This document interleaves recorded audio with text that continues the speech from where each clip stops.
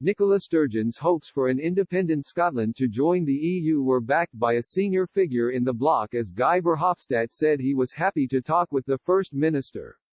The SNP led by Ms Sturgeon have pushed for a second independence vote ever since Brexit was voted for in 2016. Support for Scottish secession has grown in the last 12 months, with polls consistently showing more than 50% of Scots want to leave the UK. Ms Sturgeon wants Scotland to join the EU, but faced pushback when former European Commission President José Manuel Barroso said it would be extremely difficult, if not impossible, in 2014. But in more recent years, the EU appears to have warmed to the idea, as shown by MEP Guy Verhofstadt's comments in 2016.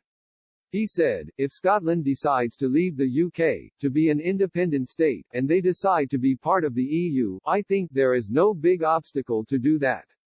He added it would be suicide for the EU to refuse entry to people who are sympathetic to the EU's aims.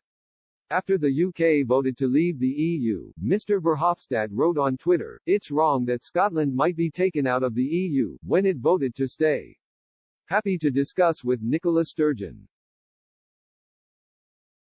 This sentiment was echoed by Belgian MEP Philippe Lamberts, who said it would be a definite yes for Scotland joining the bloc.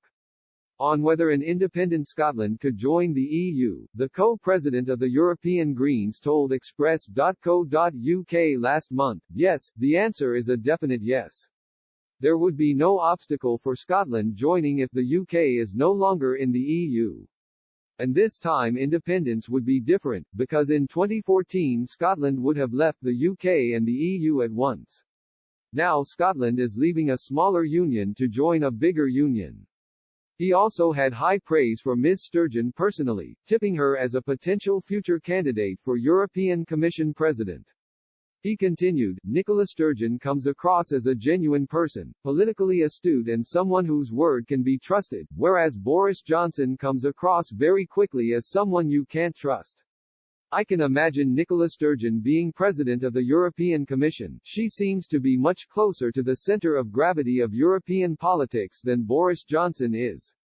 Public law expert, Professor Aileen McCard, also told Express.co.uk last summer that there are no legal barriers stopping Scotland from joining the EU.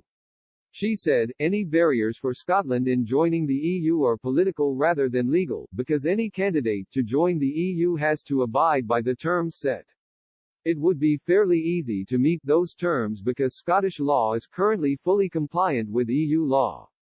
As time goes on there are likely to become greater divergences, but that would simply mean at the time Scotland wanted to join the EU we'd have to change stuff then."